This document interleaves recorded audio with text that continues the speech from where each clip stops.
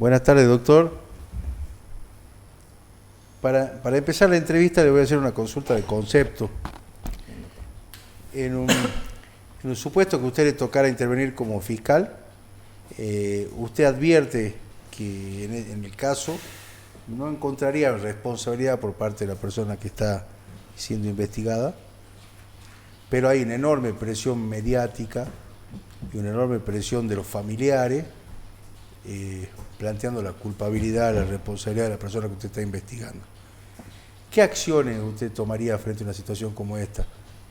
Pensando en la víctima, en los familiares de la víctima, en la prensa y puntualmente jurídicamente también. Bien, doctor. Entiendo, de acuerdo al relato que usted me describe, tenemos una persona sospechosa, pero tenemos que, de acuerdo a la averiguación preliminar, no hay elementos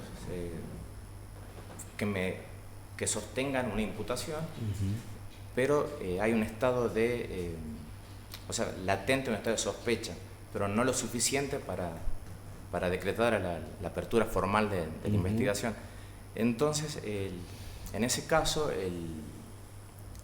la ley adjetiva le permite al fiscal disponer el archivo, ya que no hay elementos suficientes para abrir la investigación.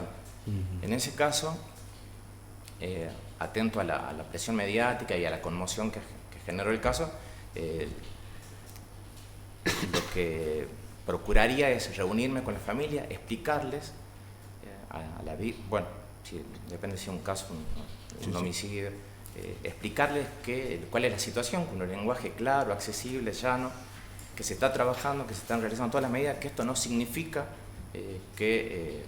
claro, la preocupación para la sociedad es, y para el fiscal principalmente, evitar la impunidad.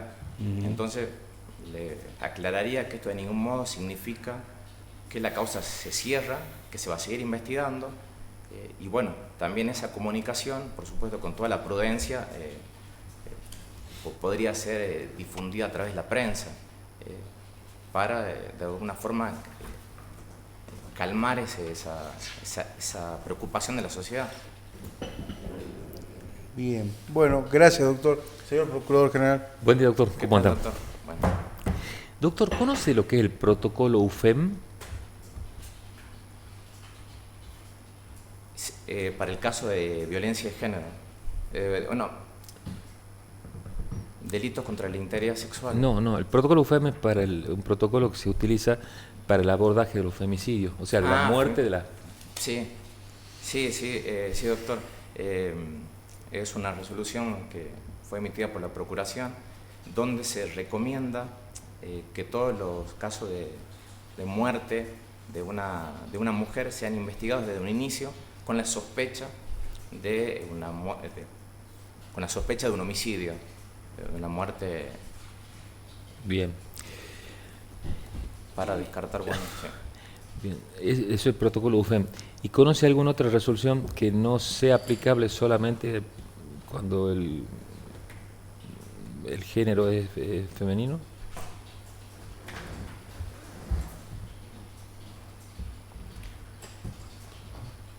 O sea, para términos más claros, cuando no es una mujer, Sí. supongamos el suicidio de un hombre. Sí, también se aplica a los casos de fallecimiento de una persona de sexo masculino, ante la apariencia de un suicidio, investigar de entrada con la hipótesis de que es resultado de un hecho delictivo. Bien. Sé. Bien. Y en el contexto de estos protocolos, protocolo UFEM es una cosa y la extensión a los casos de suicidio en contextos así complejos que amerita aclarar, que es la resolución 1284, que se extiende la recomendación a los fiscales para cuando son personas de otro género, pero son suicidios que hay que abordarlos como... En este contexto de estos protocolos,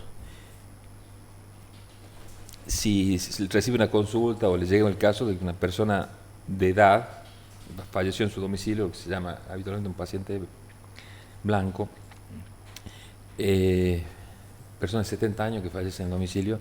Usted como fiscal es convocado.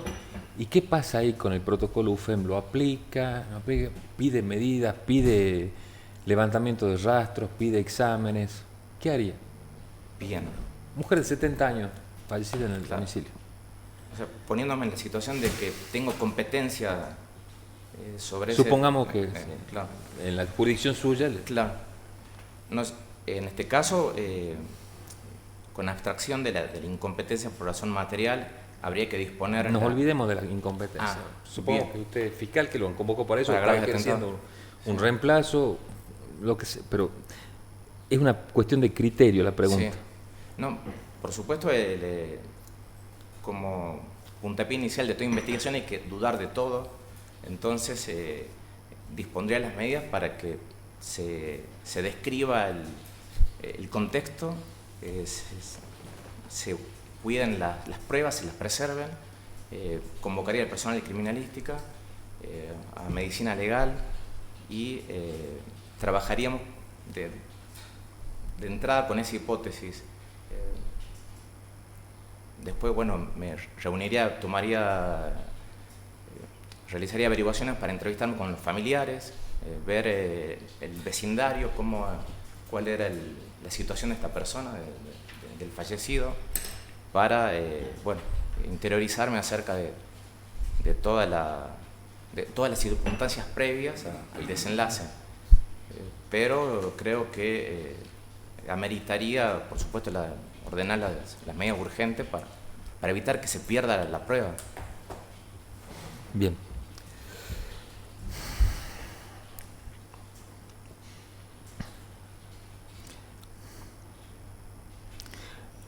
Si yo le menciono dos conceptos, prisión preventiva y prisión domiciliaria, ¿qué es la prisión preventiva? Bueno, la prisión preventiva es una medida cautelar, netamente cautelar, que tiende o tiene como fin proteger los fines del proceso y tiene requisitos formales y requisitos sustanciales. Los formales, bueno, que cuando hay elementos de convicción suficientes, la persona previamente ha declarado o se abstuvo de declarar, y hay elementos suficientes que nos llevan a la probabilidad del estadio intelectual, que es la probabilidad acerca de valga la redundancia, probable participación del imputado en el hecho delictuoso. ¿Solamente autoría intelectual? ¿O no? No, material. Material. Sí, bien, entonces es principal responsabilidad del fiscal, la dispone el juez de garantía y bueno, busca atender a proteger los fines de aplicación de la ley sustantiva, que no corra el riesgo y tampoco que se entorpezcan las tareas de averiguación o de investigación. Según el Código Procesal, ¿dónde se cumple la prisión preventiva? ¿Cuál es el artículo? ¿Dónde se debe cumplir la prisión preventiva? En la investigación. ¿En qué etapa? No. ¿En qué lugar físico se cumple una prisión preventiva? En la alcaldía. Se debe cumplir en la alcaldía, esa es por supuesto, la regla. Y bueno, lo que se busca es, como le decía, evitar el riesgo de fuga o entorpecimiento. Sí. Sí, perdón. Sí, pero ¿y prisión domiciliaria? ¿Qué me podría decir respecto a eso? La prisión domiciliaria, de acuerdo al artículo 382, es una medida sustitutiva a la prisión preventiva. 382 inciso A, y atiende a fines humanitarios. Se tiene en cuenta la situación personal del imputado, situación que la regla el cumplimiento del encarcelamiento, pero frente a situaciones excepcionales, estado de salud, persona mayor de 70 años, yo ahí también entiendo que hay que interpretarlo y aplicarlo, lo que nos dice también el Código Penal. Son casos en donde se busca preservar a la persona y bueno, obviamente rodeado de todos los medios para proteger esos fines del proceso, porque el Estado tiene como función, el Estado tiene como fin proteger las pruebas del Ministerio Público. A esa hace arresto domiciliario se puede reasegurarlo con la utilización de medios de dispositivos electrónicos y también como otra finalidad que no debe también incluirse en el análisis es tener en cuenta la hipótesis delictiva y evitar que el delito sea llevado a consecuencias ulteriores. Por ejemplo, en el caso de abuso sexual, que en el domicilio no haya menores o atender a todas esas circunstancias coyunturales. Bien. Gracias, doctor. Gracias. De nada. Doctor Bernardo. Doctor, buenas tardes. Buenas tardes. ¿Cómo se conjuga en este deber del Ministerio Público establecido en la Constitución de velar por el cumplimiento de los derechos, de las garantías y la función de la acusación que le corresponde al Ministerio Público Fiscal? Bien, esos dos objetivos se armonizan a través del principio de objetividad. Por supuesto, el fiscal tiene como función principal la promoción de la acción penal, dirigir la investigación, evitar la impunidad, pero no en forma incondicionada, sino respetando, siendo custodio de la legalidad, trabajando para que las garantías sean respetadas, y todo eso se complementa a través del principio de objetividad y de buena fe. Se dice que el Ministerio Público es un órgano bifronte, porque debe atender a estos dos objetivos, bueno, y de alguna forma esto refleja la tensión permanente en el proceso penal, que son primero los intereses generales, el principio de legalidad, y después también respetar los derechos, las garantías de imputados, víctimas. Entonces se busca que uno sea respetado sin que signifique sacrificar al otro. Bien.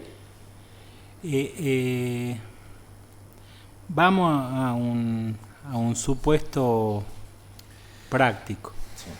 ¿no? Están desarrollándose una declaración imputativa en la Fiscalía, y el imputado le dice: no, mire, acá tiene mi celular, revise mi celular, le doy la clave del celular para que usted lo revise. Sí. ¿Cómo procedería usted a partir de eso? Por ejemplo, se habla de que se enviaron mensajes desde ese celular y él dice: no, mire, no envié nunca, acá tiene el celular y acá está la clave. ¿Qué haría usted ahí como fiscal? Bien. O sea, desde el vamos es una actitud colaborativa del imputado, como son conocimientos específicos, especiales, que el fiscal puede tenerlo, pero para preservar la prueba y evitar que se altere, convocaría a un técnico para que haga un primer relevamiento, por supuesto, siempre con la presencia de la defensa, e independientemente de una futura o eventual pericia. Esto creo que se enmarca dentro del derecho del imputado a lo que son la formulación de instancias. Entonces procedería a la compulsa, pero siempre y cuando cuidando que esa prueba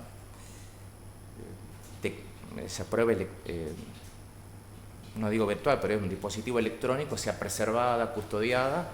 Entonces sería importante proteger la prueba. Para eso, el fiscal podría contar con la colaboración de los técnicos en la materia. Y para preservar la prueba, ¿cuál sería la medida?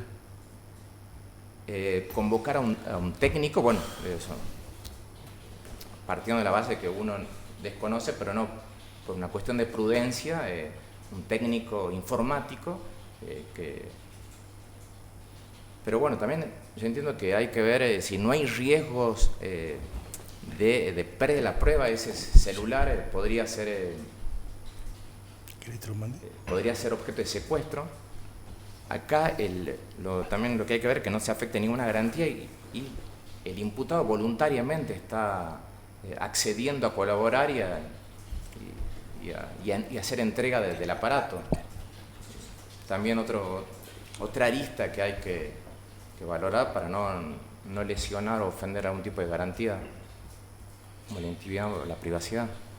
Usted llama al técnico, abren el celular y de repente, dentro de los mensajes que observan, ve fotografías de una niñita que se aprecia, no tiene más de 5 o 6 años, desnuda, fotografiada de una niñita de 5 o 6 años, desnuda en ese celular, que envió uno de esos mensajes. ¿Cómo procede ahí? Bien, por supuesto, lo que marca la cancha es el delito que estamos investigando, una calificación provisoria. Yo entiendo, doctor, o sea, la foto es independiente. No tiene que ver con las amenazas, pero le parece. Una amenaza. Usted estaba investigando una amenaza. Una amenaza, no recordaba que eso es de la imputación. Si bien estamos limitados a ese objeto, esta nueva información, esta nueva circunstancia, se puede conceptuar como lo que la doctrina llama a plena vista, que es cuando los funcionarios toman conocimiento de un hecho presuntamente delictivo, entonces no hay ningún impedimento para avanzar. Se aplica mucho, por analogía, también en los allanamientos, porque en los allanamientos o registros uno va limitado dentro del contexto de un determinado delito, pero si uno toma conocimiento de esto, es una noticia criminis, entonces el fiscal no puede mirar para otro lado y levanta un acta y remite copias a la Fiscalía Especializada en delitos de género, en delitos sexuales. Por supuesto, también se podría dar intervención al asesor de incapaces, pero eso en etapas posteriores. ¿No tiene que comunicar a más nadie?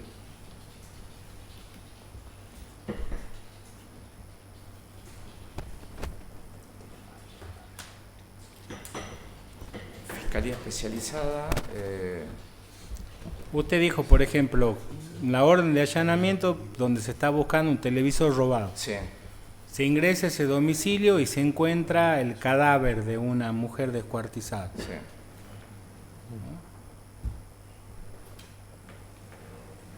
¿Se avisa a alguien más que a la Fiscalía a la UFEM, por ejemplo, en ese caso? Estamos en el marco de la declaración y está la defensa también. Claro, pero ahora nos fuimos analógicamente, como usted me habló del allanamiento. Claro. ¿A quién doy intervención? Sí. A la defensa. Eso ya lo hará el fiscal competente. En un caso de cadáver, todo lo que es al CIF. De este hallazgo, ¿no? De este hallazgo inevitable o de... sí. ¿No le comunicaría al juez de garantías? Sí. Se levanta, Bien. se deja constancia. Bien. Ya estamos. Gracias. Doctora Sí. ¿Cómo le va, doctor? Bien, ¿Qué doctora. beneficios usted considera que tiene la mediación dentro del proceso penal en su rol de fiscal?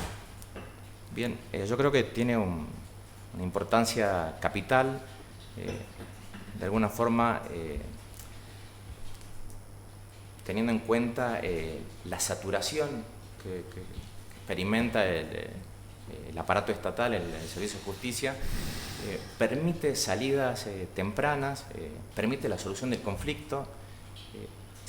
Ya no se superó la concepción del delito como infracción, sino que se lo mira como infracción, que es un resabio del sistema inquisitivo se mira más la situación de la víctima y de alguna forma permite que el Estado concentre sus fuerzas, todos los recursos de por sí finitos, escasos, para atender a situaciones más graves que les lastiman más a la sociedad y de alguna forma cumple con el fin de prevención general positiva, donde de alguna forma el mensaje que se baja a la sociedad es que la norma ha sido afectada, lesiones graves y que el Estado se va a encargar de atender y priorizar ese tipo de situaciones.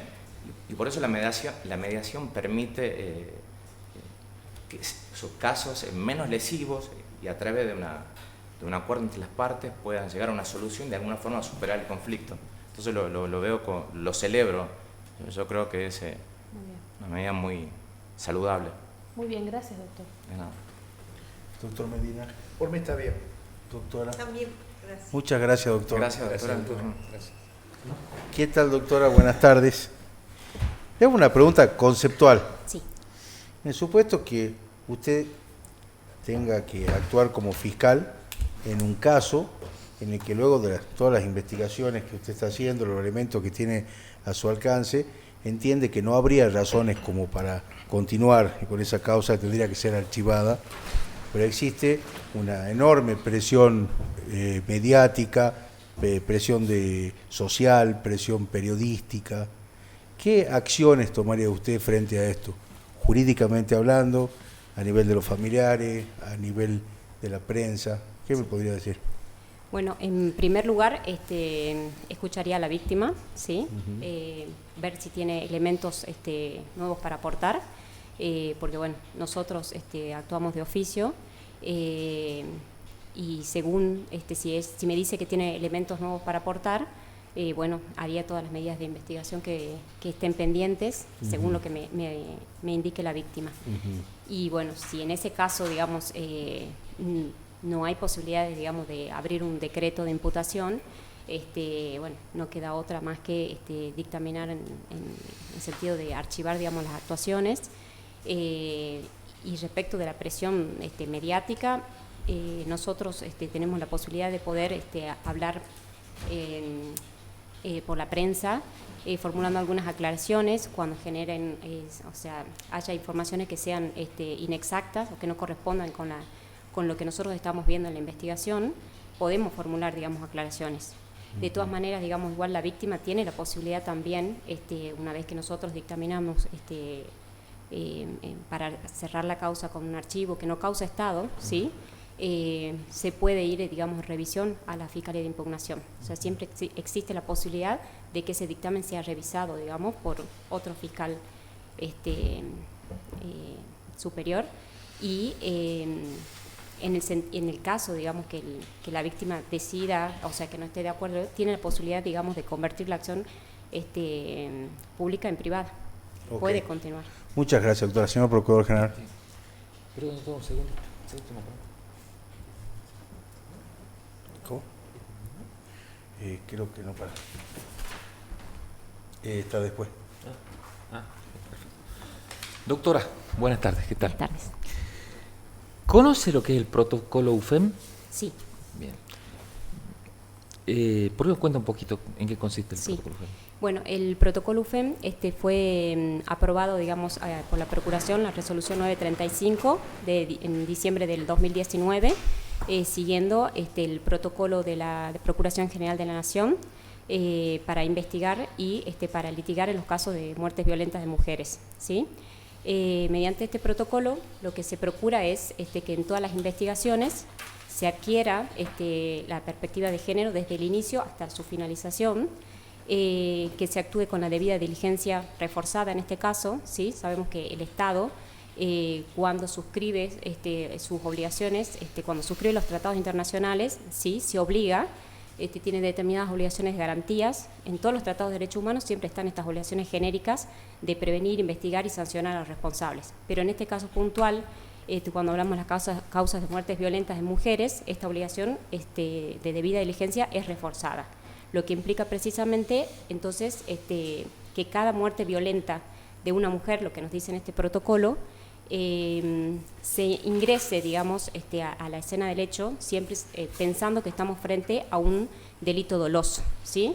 El protocolo se aplica para, cuando dice muerte violenta, es para todo, suicidios, muertes accidentales, muertes sospechosas de criminalidad, es decir, cuando no podemos determinar si es o no, digamos, un femicidio, tenemos que aplicar este protocolo, ¿sí? Por supuesto también para las tentativas de femicidio y para los femicidios vinculares. Bien. Sí, perdón. Sí, bien. Ahora, cuando no se trata de mujer, ¿hay alguna resolución cuando la víctima la víctima de la muerte violenta no es mujer? Sí. ¿Hay alguna otra disposición de la Procuración? Sí, hay una resolución, la resolución 1284 de noviembre del 2021, que no es una instrucción para los fiscales, ¿sí?, que tengan que seguir también con el protocolo UFEM, en el punto 4.4, nos dice que esta obligación de la debida diligencia reforzada también se tiene que aplicar para las muertes violentas de personas que no sean mujeres, ¿sí? ¿Qué significa esto? ¿O con qué objetivo se hace esto? Es precisamente para evitar que omisiones o desatenciones, digamos, irreparables en los primeros momentos de la investigación nos hagan perder prueba. Entonces, aun cuando priorísticamente esta muerte se pueda presentar como si fuera un suicidio, una muerte accidental, se trabaje de forma inversa y se presuma que estamos frente a un delito doloso. Bien. ¿Sí? Perfecto. Ahora, una pregunta respecto a una cuestión de criterio. Esta aplicación del paradigma del protocolo UFEM en cuanto al abordaje, en cuanto a su criterio para aplicarlo, ¿es lo mismo a una mujer de 30, 40 años que aparece muerta en su domicilio que a una persona de avanzada edad que aparece muerta en el domicilio? Sí, hay que aplicar el protocolo. No, aplicarlo hay que aplicarlo. Pero en cuanto al criterio para solicitar diligencias, ¿cómo lo...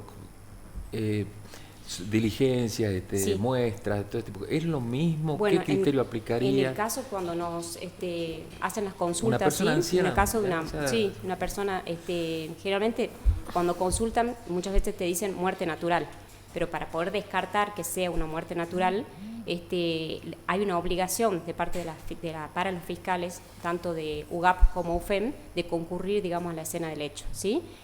En ese caso, lo que hay que hacer es extraer las muestras, ¿sí?, que son de protocolo, de rigor, y generalmente va el médico del CIF, ¿sí?, que hace un examen cadavérico en el lugar, ¿sí?, para poder descartar, digamos, que estamos, o sea, por ahí si es una muerte natural, se extraen las muestras, examen de sangre, y eso sería, digamos, como lo fundamental. Siempre hay que tratar de descartar, digamos, que aun cuando fuera una muerte natural, o sea, que a nosotros nos pareciera, hay que tratar de descartar que no sea así, ¿no es cierto? Por eso se tienen que extraer todas las muestras. Es fundamental siempre que vaya el médico y también personal de criminalística, para que haga un relevamiento, digamos, de la escena. Y si tiene elementos indiciarios de peso, digamos, de que es una muerte natural, igualmente solicita los... Se extraen por ahí las muestras de rigor, ¿sí? O sea, por ahí sangre para toxicológico, se hace un examen cadavérico, ¿sí? Porque el mismo código nos autoriza que cuando, o sea, la autopsia se hace en los casos de sospecha de muerte, cuando estamos sospechando una muerte violenta, y si no, si se puede determinar la causa de muerte a través de un examen cadavérico, no es necesario, digamos, realizar la autopsia, ¿sí? No es necesario tampoco que el médico del CIF vaya a todas las escenas del hecho, ¿sí? Muchas veces nos trabajamos con el médico de la policía, ¿sí? Porque también hay que preservar también los recursos. Bien, doctora. Una última. Sí. ¿Qué le dicen a ustedes estos conceptos, prisión preventiva y prisión domiciliaria? ¿Son lo mismo? ¿Existe el concepto de prisión domiciliaria? En realidad sería... Cuenta un poquito sí. sobre eso. Bueno, la prisión preventiva, ¿qué elementos tenemos que tener en cuenta para solicitar la prisión preventiva? En primer lugar, digamos, un acercamiento a la verdad, en grado de probabilidad acerca de la existencia del hecho y la participación punible del imputado en ese hecho, ¿sí? También los riesgos procesales, ¿sí? Que haya un peligro de fuga o peligro de entorpecimiento.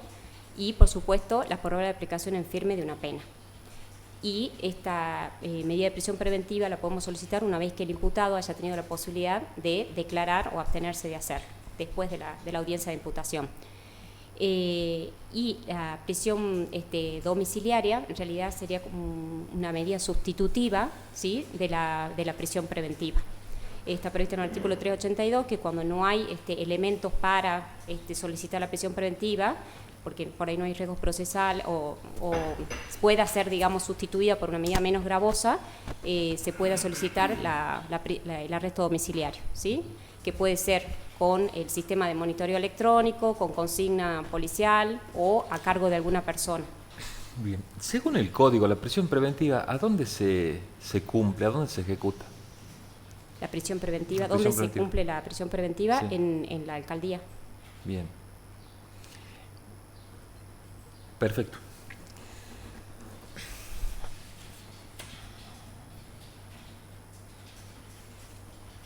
Me arriesgo una más. A ver, un concepto para escuchar un concepto, un criterio. ¿Para usted es correcto el término, una resolución que diga disponer la prisión preventiva bajo la modalidad de arresto domiciliario? No, no es correcto. Bien. ¿Por qué no sería correcto? Porque, como yo ya lo dije, el arresto domiciliario es una medida sustitutiva de la prisión preventiva. Gracias, doctor. Gracias. Gracias, doctor. Doctor Barrionuevo. Doctora, ¿cómo se compatibiliza el deber del Ministerio Público constitucionalmente establecido, la función del Ministerio Público constitucionalmente establecida de velar por derechos y garantías y el orden público en general, con la función de la acusación que le corresponde al Ministerio Público Fiscal particularmente? Uh-huh. ¿No? O sea, genéricamente, bueno, la principal función, digamos, del Ministerio Público Fiscal es promover la actuación de la justicia en defensa de la legalidad y los intereses generales de la sociedad, ¿sí? Nosotros tenemos como principal función el esclarecimiento de los delitos, ¿sí? Llegar al descubrimiento de la verdad, pero no como una acusación a ultranza, digamos, no somos un acusador a ultranza, tenemos que hacerlo en el marco del criterio de objetividad que nos rige, ¿sí? En ese sentido, o sea, nosotros vamos a recolectar todos los elementos de prueba, tanto los que sean para dirimir la responsabilidad del imputado, ya sea a favor o en contra, ¿sí?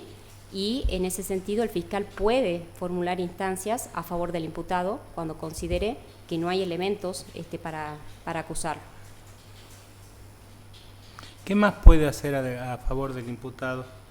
A favor del imputado puede solicitar el sobreseimiento, ¿sí? Cuando no haya elementos para acusarlo. En la instancia final, digamos, de la discusión final en el juicio oral y público, pedir la absolución, ¿sí?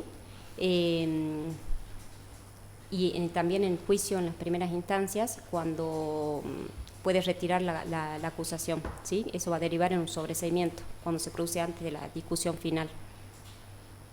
Puede recurrir a favor del imputado. Bien. Vamos a un caso práctico, doctor, una situación práctica. Está usted tomando una declaración imputativa por amenazas y el imputado le dice, formulada mediante mensaje por WhatsApp, y el imputado le dice, no, mira, acá tiene mi celular, acá, esta es la clave de mi celular, fíjese, yo nunca mandé ese mensaje. ¿Cómo procedería usted en ese caso? En primer lugar, digamos, el imputado, digamos, si bien no está obligado a declarar contra sí mismo, él siempre tiene la facultad de hacerlo, y en ese sentido, como hace a su defensa material, si él me lo está solicitando, lo que haría yo es un acta donde le pido el consentimiento, ¿sí? De que él preste el consentimiento para la apertura de su teléfono celular al solo efecto de extraer ese mensaje que él me está solicitando. Si yo necesito como fiscalía más información, solicitaría para extraer la información de todo el teléfono, solicito autorización al juez de garantía.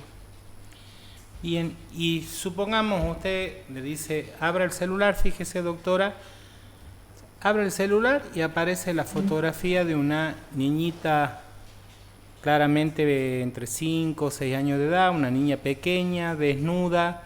En la fotografía se observan los genitales de la niña. ¿Cómo procedería ahí en ese caso? Y en ese caso, bueno, yo le tendría que hacer saber a él, digamos, antes de hacer el actita, que él puede autoincriminarse, ¿no? Si él me muestra, digamos, el contenido de los mensajes del celular.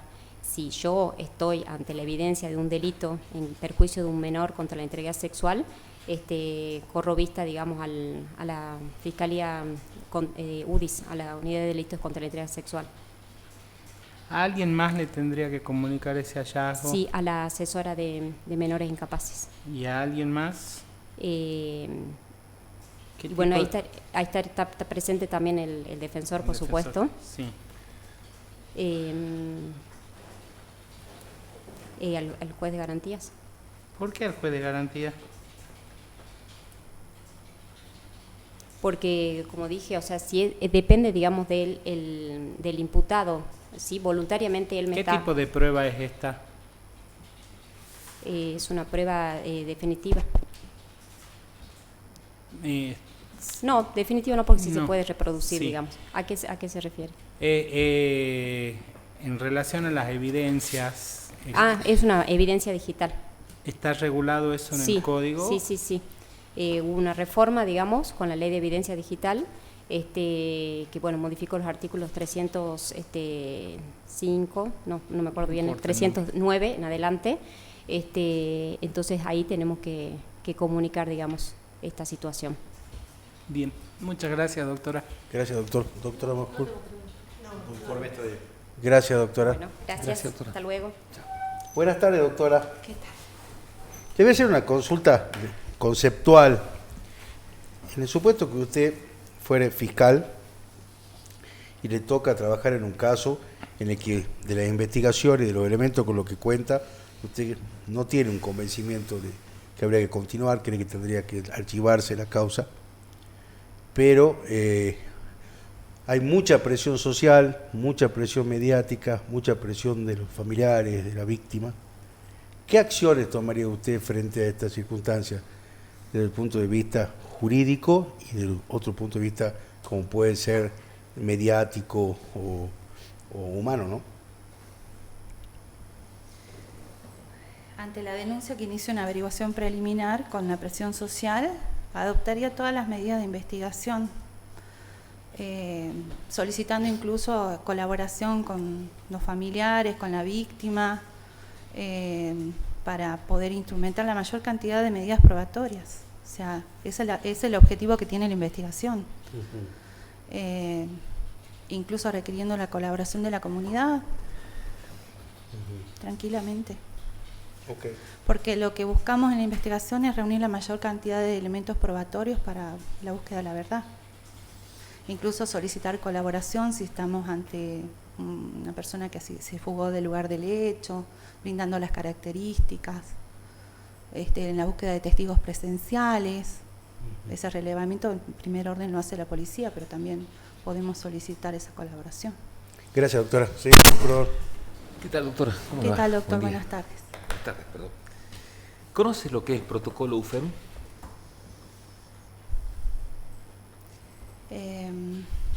Muy poco. Te soy sincera, porque es una fiscalía especializada que tiene asiento acá en la Ciudad Judicial. Bueno, salgamos del protocolo UFEM. Sí. ¿Usted conoce alguna norma, alguna disposición, un instructivo para lo que es el abordaje de las muertes violentas en caso de que no sean mujeres, sean hombres, supongo? Un suicidio, por ejemplo. Sí. Y que me hagan a mí la consulta como auxiliar, como fiscal. Sí, a ver. Bien. ¿Qué? Yo, por el principio de unidad de actuación que tiene el Ministerio Público, que somos algo único e indisoluble, me permite a mí, en casos de urgencia, ordenar las medidas de primer orden para el abordaje de esa situación, hasta tanto se dé intervención al fiscal especializado, ya sea de graves atentados contra las personas o la fiscal de femicidio. Con ello resguardamos el lugar del hecho, vamos afectando al CIF para que se constituya, acredite la situación de muerte, se registren los elementos probatorios, bueno, pues, incautar la mayor cantidad de elementos de prueba para resguardar y asegurar, digamos, el éxito de la investigación. O sea, nosotros tenemos un hecho que es una muerte. El suicidio se determina posterior, o sea, con una autopsia, con exámenes toxicológicos y las demás medidas de rigor que se tiene que hacer en esos casos. Sí, hay un protocolo de intervención que es con el CIF en casos de muertes. Y esas medidas las ordeno y a posterior puede ampliarlas incluso el fiscal especializado. De intervención. Sí. Sí, de la forma de abordar. Sí. Usted está ante un suicidio. Sí. Una persona sola, ya sea pendiendo del cuello o con alguna otra forma de lo que aparece. ¿Cómo es la modalidad de abordaje de la investigación según estos protocolos?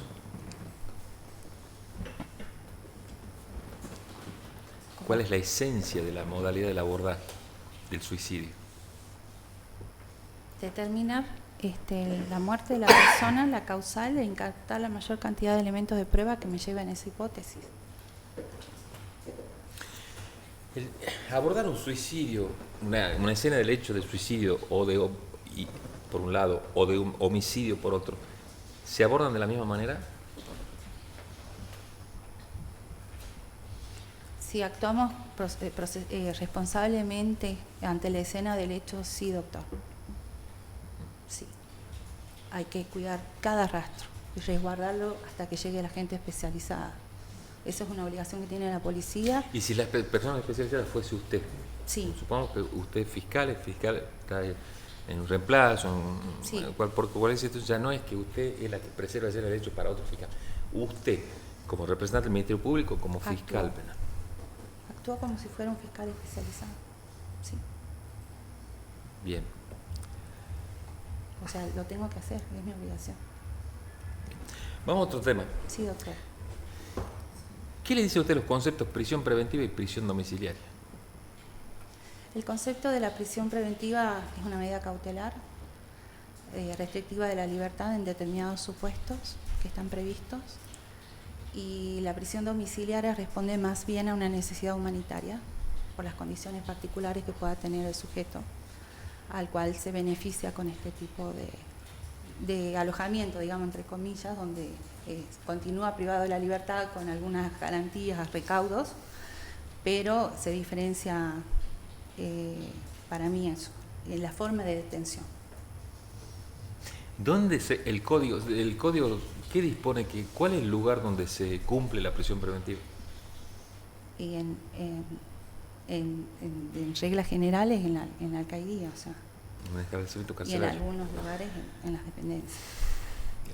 Ese es el lugar, pero por determinadas circunstancias personales, por ejemplo, estemos ante una mujer que tiene hijos pequeños, una persona que tiene que recibir un tratamiento médico específico que no se lo puede brindar adecuadamente el lugar donde está alojada en la alcaldía, aunque sí se toman todos los recaudos, pero por la situación personal que pueda tener, con una debida custodia o con una pulsera, se puede asegurar que esa persona permanezca en ese lugar. Es como un beneficio. Se modifica el lugar. Técnicamente, ¿cómo se llama? Lo de el beneficio, es lo que usted le llama beneficio.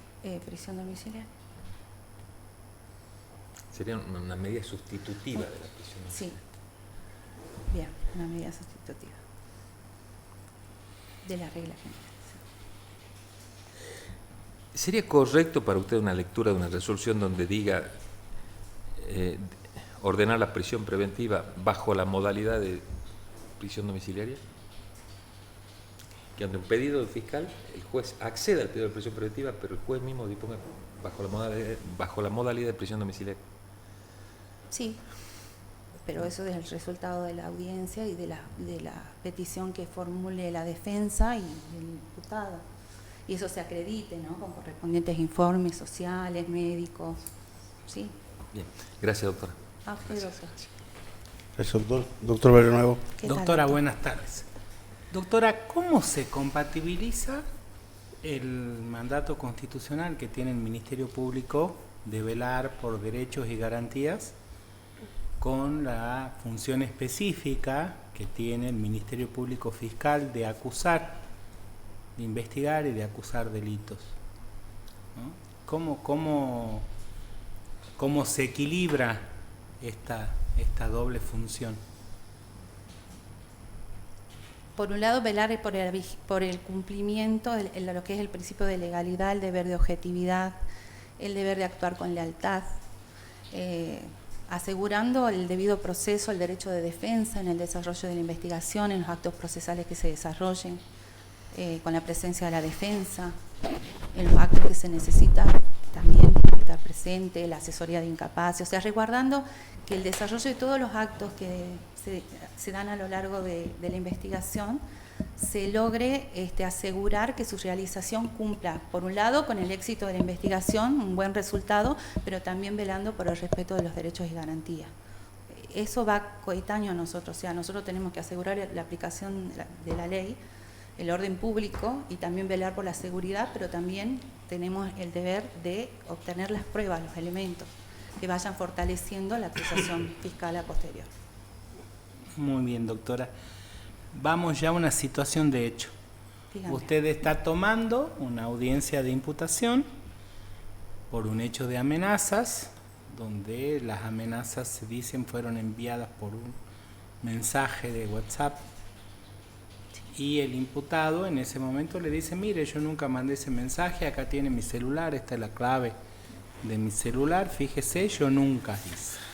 ¿Cómo procedería en esta situación? En ocasión de la audiencia de imputación. En ocasión de la audiencia. Estamos ante el defensor presente. O sea que yo eso puedo dejar constancia en un acta. Pero para manipularlo, lo que yo, a mi criterio de trabajo que tengo, es siempre solicitar autorización judicial del juez de garantías en el marco del 309, que me asegure, digamos, que yo a posterior no tenga ningún tipo de vicio de nulidad o algún planteo de la defensa. Y en el medio de... la autorizan, ¿no? Sí. Usted abre, para buscar el mensaje y le sale la foto de una nenita de 5 o 6 años. Eso tengo que poner en conocimiento al juez de garantías. ¿Por qué? Porque estamos ante algo que escapa a la materia, al hecho, a lo que yo estoy investigando, que es una amenaza. ¿Está arreglado a esa obligación? Creo que en la reforma de la parte sí. Sí. Bien. Muchas gracias, A doctora. usted, doctor. Doctora, doctor. Muy bien, doctora. Gracias, Bueno, doctora. muchas gracias por la oportunidad y felices fiestas. Gracias, igualmente, Hasta luego, gracias. doctora. Buenas tardes, doctor. Doctor, le hago una consulta. Si usted se encuentra desempeñando como fiscal en una causa en la que luego de investigar ve que no hay elementos a su criterio contundentes como para continuar, cree que debiera archivarse la causa, pero al mismo tiempo se siente de manera clara muchísima presión mediática, presión social, presión de las víctimas, de los familiares de las víctimas. ¿Qué acciones tomaría usted en un caso como este? Acciones no solo de lo jurídico, sino en general. ¿Qué acción haría a nivel de la prensa, a nivel de las víctimas o sus familiares? En primer lugar, entiendo que si ya he tomado, creo que el ejemplo es que ya la investigación que realicé, he reunido todos los elementos y en principio tendría que tomar esa decisión, en principio de archivarla, ¿sí? O sea, eso sería el caso. Sí, caso agotado. usted cuénteme Bien, qué es lo que le parece lo que Bien. yo le estoy preguntando. Perfecto. Bueno, a ver, el cargo de fiscal, digamos, está expuesto siempre tanto a presiones, digamos, mediáticas, de presión de la opinión pública, sobre todo en causas que pueden tener algún tipo de relevancia social o de importancia, que puede haber trascendido también a través de los medios, que se le haya dado, digamos, una magnitud. Creo yo que en principio, antes, digamos, de tomar una decisión, ¿sí? Creo que, sobre todo como hay víctimas detrás de esa denuncia o familias, hablaría, ¿sí? con la víctima, o los denunciantes o el grupo familiar, le explicaría, digamos, en principio todo lo que realicé, toda la investigación que llevé a cabo, todos los elementos que logré recolectar, trataría de explicarle en principio, si bien no adelantándole, digamos, mi decisión, pero sí comentándole todo lo que hice durante mi investigación, todos los elementos que me permiten en cierta forma tomar digamos, una decisión en el sentido de que acá no estoy ante un hecho posiblemente delictivo. Nosotros tenemos una normativa ¿sí? en el Código Procesal que es justamente un deber de objetividad y lealtad también. El fiscal no solamente está para formular una imputación ¿sí? o acusar, sino también para reunir elementos que si permiten, digamos, en cierta forma demostrar que ese hecho no encuadra en delito o si la persona que tengo como denunciada no ha cometido ese delito, tengo que tomar una decisión en ese sentido. Sí, digamos, tomaría ese recaudo de hablar con los familiares y con la víctima y obviamente si hay también una cuestión mediática de por medio, el Ministerio Público tiene, digamos, obviamente una oficina de prensa, ¿sí? Tendría que hablar también con mi superior, comentarle esa situación, articular los medios para que del Ministerio Público se emita, digamos, una opinión o una información, digamos, durante la investigación y posteriormente también que se pueda, digamos, brindar la información en base a la decisión que va a tomar el Ministerio Público. Pero entiendo, doctor, que la decisión si uno tiene que tomarla y uno está para eso, ¿sí? Como fiscal tiene que tomar decisiones a veces que quizás pueden no ser a veces agradables para las personas o para la opinión pública, pero tiene que tener la templanza y más que nada la fortaleza para obviamente tomar la decisión y obviamente respaldar, digamos, con lo que pueda venir, digamos, pero siempre tranquilo desde el punto de vista que uno hizo su trabajo lealmente, que investigó y pueda estar tranquilo de tomar una decisión porque tiene un respaldo en ese sentido, ¿sí? Gracias, doctor. Señor Procurador General. Gracias. Doctor, buenas tardes. Sí, buenas tardes. Doctor, ¿conoce el protocolo UFEM? Sí, doctor. Sí. Bien.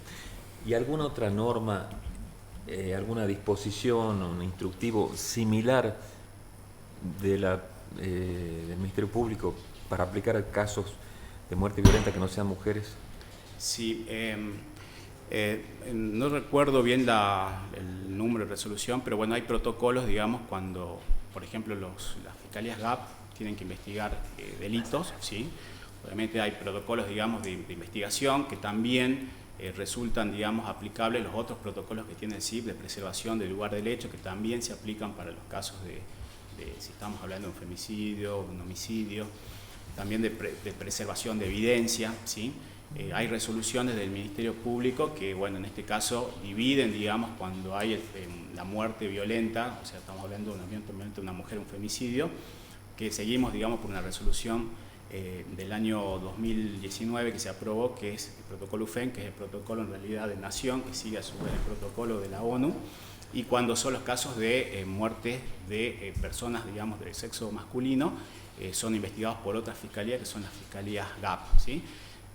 Eso, digamos, la muerte tiene que ver también no solo con que estamos ante una muerte violenta, sino que los protocolos establecen que si hay el anoticiamiento del fallecimiento de una persona en circunstancias que pueden en principio generar alguna sospecha de criminalidad o hay que investigarlo, como pueden ser los suicidios o pueden ser muertes que en principio se inicien como muertes naturales, pero puede haber alguna cuestión de mala praxis o alguna cuestión que hay que investigar. Obviamente hay protocolos que seguir, pero se hace la división que cuando son de muertes violentas de mujeres lo investiga una fiscalía UFEM, y cuando son muertes de personas de sexo masculino Más allá de la fiscalía que tenga jurisdicción para intervenir, en cuanto a la modalidad de abordaje. Sí, bueno, en los casos, digamos, de muertes violentas, ¿sí? Siempre se hace como un abordaje interdisciplinario, ¿sí? En un caso puntual, ¿sí? Cuando se investiga este tipo de hechos, tenemos, por ejemplo, los gabinetes de psicología, ¿sí? Que dan una asistencia a los familiares de las víctimas, y tenemos, obviamente, los gabinetes ya técnicos, ¿sí? Donde interviene el gabinete. Hay una carta de servicio del CIF donde hay enumerado una serie de gabinetes y de departamentos que sirven justamente para la investigación de este tipo de hechos, más que nada para asegurar todos aquellos elementos de pruebas que son esenciales y que permiten obviamente resguardar y que ninguna prueba se pierda o se contamine, ¿sí? Los protocolos son muy importantes en este tipo de hechos porque son delitos, digamos, muy graves, ¿sí? Que hay que tener obviamente siempre un cuidado en la investigación para que no se pierda ningún tipo de evidencia o se contamine o... sí. Más allá de los protocolos, sí, que tenga el CIF, preservación de la evidencia, todo eso, sí, ¿cuál es el sentido? ¿Cuál es la naturaleza que coincide tanto en el protocolo UFEM como en la resolución? ¿Cuál es la motivación central de la modalidad de abordaje? bien. ¿Qué es lo que se pretende buscar? ¿Por qué se aborda un suicidio? ¿Por qué hay un criterio Sí. para abordar un suicidio? Bien. ¿Qué es lo que lleva a eso? Bueno, entiendo, doctor, que, en principio uno no tiene que partir de la hipótesis que si ve un suicidio es un suicidio, tiene que investigarlo como si fuera un femicidio. Eso es lo que dice el protocolo UFEM. Es más, enumera una serie de hechos: suicidio, muertes naturales, homicidio, muerte sospechosa de criminalidad. O sea, uno tiene que abordarlo como si podría ser un posible femicidio, en este caso estamos hablando de la muerte de una mujer, porque si uno no aplica los protocolos y no realiza la investigación como si fuera eso, probablemente con el correr del tiempo se demuestre que ese hecho era un femicidio y no hemos recolectado, no hemos asegurado pruebas que eran esenciales y que después las perdemos y muy difícilmente después podamos tenerlas, ¿sí? ¿Qué es lo que se busca descartar? Bueno, en principio, digamos, siempre que investigamos, digamos, un femicidio, ¿sí? Tenemos que descartar, o una muerte natural, tenemos que descartar que no es un delito, ¿sí? O sea, si estamos investigando, por ejemplo, nosotros en la fiscalía que estoy ahora, que es una fiscalía de femicidio, muchas veces tenemos consultas por mujeres que han fallecido en su domicilio, estando solas, y resulta que un vecino llamó y tenemos que ir, resguardar el lugar, a veces mandar también criminalística al médico para hacer toma de muestra, porque tenemos que tratar de ver que no haya habido la participación de una tercera persona, tenemos que descartar la existencia de un posible delito. Y todos esos protocolos nos permiten, en caso de que haya habido un delito, poder tener todos los elementos como para después guiar la investigación hacia los posibles, él o los posibles causantes. Entiendo, digamos, doctor, que los elementos que nosotros tenemos que recolectar es para acreditar que no estamos, digamos, ante un delito, descartarlo, o en principio, si nos permiten acreditar que un delito, ya obviamente encaminamos la investigación como si fuera un posible femicidio. Bien. En cuanto a su criterio como fiscal, ¿es lo mismo, o sea, aplicaré el mismo rigor, la misma cantidad de estudios y de recolección de muestras, todo, si se trata de una persona muy avanzada de edad encontrada en el domicilio que una persona joven? No. En principio, entiendo, digamos, que los recursos, ¿sí?, que tenemos en el Ministerio Público no son muchos, ¿sí?, y hay que ser muy criterioso a la hora de la utilización, ¿sí? De hecho, hubo una resolución en su momento del Ministerio Público que invitaba a los fiscales a que tengan un criterio y que se junten incluso con los jefes de los gabinetes correspondientes para evitar, digamos, hacer procesamientos de muestras, todo, que además son muy caras, ¿sí? Pero bueno, hay ciertos escenarios donde en principio uno tiene quizá como un panorama de lo que puede haber pasado, como ocurre con las muertes a veces de personas de avanzada edad, que están en su casa, que están con los familiares. No ha habido en principio, o por lo menos la policía nos da cuenta que en el lugar no hay signos de violencia, ni en la persona, ni está todo prolijo en la casa, no hay puertas violentadas. Entonces uno puede tomar obviamente una decisión de quizás hacer una investigación sin utilizar los recursos del CIF. Y hay otros casos donde en principio hay una serie de indicios o de elementos que nos hacen suponer o sospechar y hay que abordarlos y investigarlos, obviamente bien, por si no puede haber un posible delito. Bien, doctor. Una última. Dos conceptos: prisión preventiva y prisión domiciliaria. Bien. ¿Qué opino? Dígame cómo lo definiría. Bien. Bien. Bueno, en realidad son dos medidas de coerción, ¿sí? Entiendo, digamos, que los requisitos que establece el Código Procesal para uno y otro son distintos, ¿sí? En la prisión preventiva, estamos hablando del artículo 386, bueno, establece la normativa, estamos dentro de la investigación, y la prisión domiciliaria estamos hablando en caso de una persona que ya está, digamos, detenida y que por una serie de circunstancias, como puede ser la edad o la enfermedad, puede, en principio, acceder, eso queda obviamente a criterio del juez, para cumplir esa detención dentro de su domicilio. Igual no significa que esa prisión domiciliaria no pueda estar siendo vigilada, monitoreada o controlada a través del sistema WADM, por ejemplo. Pero bueno, son, digamos, dos cosas distintas, ¿sí? Que requieren de requisitos distintos, ¿sí? Que en principio, bueno, obviamente lo que tienen en común que son medidas de coerción y que implican igual una medida que restringe la libertad personal, ¿sí? Vamos a ser más precisos en el concepto. Bien. Arresto domiciliario. Perdón. Ahora vamos al arresto domiciliario. Bien. Definamos el arresto domiciliario. Bueno, el arresto domiciliario está previsto como una medida sustitutiva del artículo 382, ¿sí? Es decir, cuando el juez entiende que no hay mérito para dictar una prisión preventiva, o quizá el fiscal entiende, dentro del plazo que establece la ley, de pedir al juez una medida de prisión preventiva, puede, digamos, solicitar el arresto domiciliario de la persona, ¿sí? O el juez puede otorgarle el arresto domiciliario de la persona. Es una medida sustitutiva que obviamente se pone bajo una serie de condiciones, que también puede ser monitoreada o vigilada, puede incluso una persona estar a cargo del control de que esa persona cumpla, así lo establece el código, pero es una medida sustitutiva, está prevista en el artículo 382 en el inciso primero. Bien, gracias, doctor. Bien, gracias. Gracias, doctor. Doctor Barrio Nuevo. Sí, perdón, yo me quedé con esto que dijo que son dos medidas cautelares distintas, la prisión preventiva y la prisión domiciliaria. Son medidas de coerción. Dos medidas de coerción diferentes. Entiendo, digamos, que requieren de requisitos distintos para su otorgamiento, ¿sí?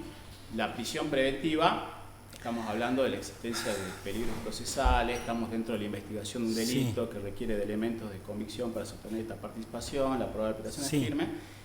Y la prisión domiciliaria, en principio, cuando se da una serie de circunstancias... Está bien, pero ¿la prisión domiciliaria es una medida de coerción autónoma?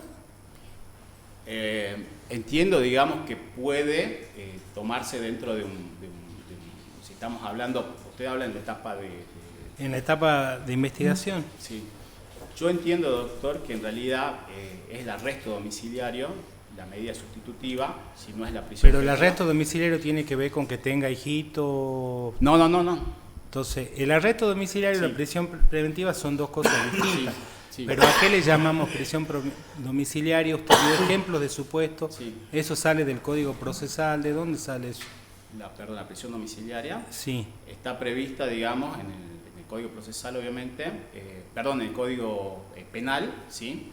Como una pena, que se cumple... ¿Como una pena? De ejecución, una modalidad de ejecución de una pena. Bueno, ¿sí? entonces ahora vamos.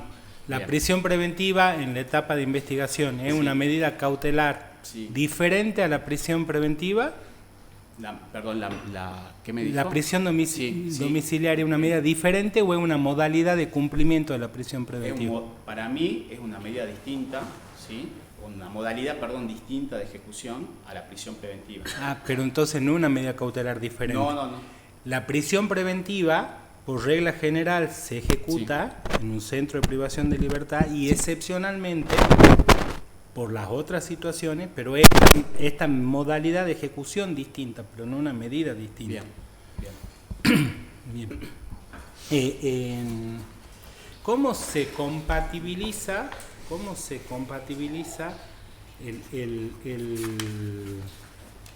el mandato que tiene por Constitución el Ministerio Público, de velar por el cumplimiento de las garantías y los derechos, con la función de acusar propia del Ministerio Público Fiscal?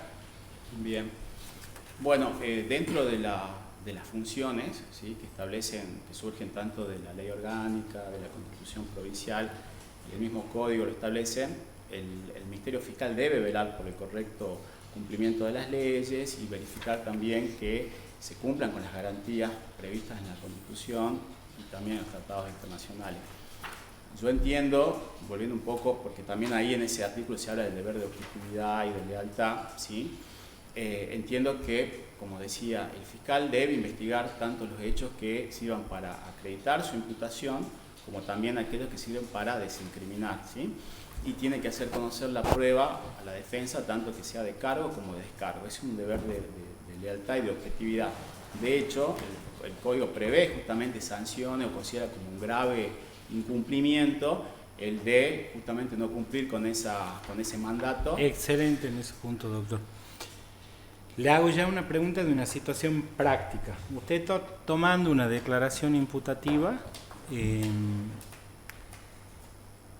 respecto de un hecho de amenaza, donde se dice que la amenaza se remitió a través de un mensaje de WhatsApp. O sea, el imputado en medio de la declaración le dice, mire, yo nunca mandé un mensaje en esos términos, acá tiene mi celular, esta es la clave de mi celular, fíjese usted si hay algún mensaje en ese sentido. ¿Cómo actuaría usted? Bien, a ver, yo creo que hay dos formas, ¿sí?, de poder, en principio, actuar ante esa situación, ¿sí? Creo que si estamos dentro del IPP, doctor, ¿no? Hablando de la averiguación preliminar. Declaración imputativa. Perdón, sí, tiene razón, perdón. Si está, digamos, está la defensa presente, ¿sí?, en la declaración, y el imputado quiere, digamos, ofrecer la prueba, porque de hecho puede ofrecer prueba y aclarar todo lo que sea, digamos, pertinente para desincriminarse, ¿sí? Entiendo que para darle, puedo yo tomar ese hecho y hacer una inspección ocular, ¿sí?, con eso va a valer como un indicio, pero puedo también solicitarle a la defensa, con las formalidades, digamos, del caso, de que pedir, digamos, que me insten o yo instarlo de hacer una pericia informática con ese teléfono, si es necesario secuestrarlo también, porque me permite, digamos, en base a lo que estoy investigando, desacreditar que hubo una amenaza de por medio, que eso creo que me dijo, doctor, el ejemplo, ¿no? Pero bueno, si lo realizo con las formalidades, eso puede valer como prueba y después, obviamente, poder incorporarlo porque tuvo el control formal de la defensa. También puedo informalmente hacer una captura o dejar constancia, pero va a ser un indicio, un elemento que no voy a poder hacerlo valer en una instancia de ya. Bien. Asumamos que dentro de esta primera opción que usted da, sí, usted abre el celular y de repente le salta la foto de una niña menor de edad, claramente sí, una nenita de 4 o 5 años, desnuda, se ven los genitales de la nenita. ¿Cómo procedería usted en ese...? Bueno, nosotros como funcionario público, ¿sí?, como fiscal ante el posible, digamos, ante la posible comisión, puede ser de un hecho delictivo, que tenga en su teléfono celular imágenes, estamos hablando pornográficas de una menor, ¿sí?, obviamente ya me permite, sí, obviamente, ante el noticiamiento de un delito, de iniciar una investigación, ¿sí? Tendría que ver, obviamente, la entidad y el contexto, porque también podría instar ante un juez, pedir una detención. Eso tendría que analizarlo no simplemente con esos pocos datos, ¿sí?, quizá indagar un poco más, pero ya me genera la obligación de iniciar una investigación. En este caso, nosotros tenemos la distribución por la especialización. Quizá en el cargo, voy a poner un ejemplo, que estaría en la Fiscalía Penal 6, por ejemplo, tendría que quizá dar cuenta a un fiscal UDI para que se aboque a la investigación. ¿El código trata este tipo de situaciones específicamente? Manipulación de celulares, por ejemplo. Bueno, ahí, digamos, en principio se fue las pruebas digital, a la evidencia digital. Bueno, en el artículo se reformó eso el año pasado, ¿sí?, donde se modificaron el artículo que regulaba lo que es la extracción de datos informáticos. Ahora se han establecido una serie de más artículos, o sea, el 300, no me acuerdo si es el 9 bis, 15, bueno, son varios, donde se puede hacer un montón de medidas, o sea, agente encubierta informática, incluso la obtención remota de datos. Bueno, hay todo un procedimiento que se requiere, digamos, obviamente, la intervención del juez para, obviamente, realizar esas medidas, ¿sí? Y respecto al hallazgo... Bueno, el hallazgo, digamos, ¿Está ahí regulado o no? Sí, está regulado. Sí, no lo recuerdo bien ahora, pero si surgía como algo casual y no algo buscado, permitía, digamos, al fiscal poder iniciar una investigación en relación a esos hechos, porque podrían obviamente estar ante la comisión de un posible hecho delictivo. No tenía que ser algo casual, digamos, no algo buscado de antemano. ¿Investigar o pedir autorización No, para investigar? pedir autorización para investigar. Gracias, doctor. Bueno. ¿Doctora? ¿Doctor? Gracias, doctor. Bueno. Gracias, doctor. Gracias. Hasta luego. Hasta luego.